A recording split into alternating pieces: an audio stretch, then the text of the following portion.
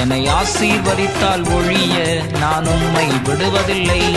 உம் கிருபை தந்தால் ஒழிய நான் உம்மை விடுவதில்லை.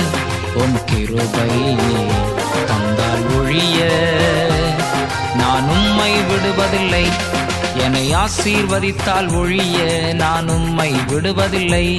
என்னை ஆசீர்வதித்தால் ஒழிய நான் உம்மை விடுவதில்லை.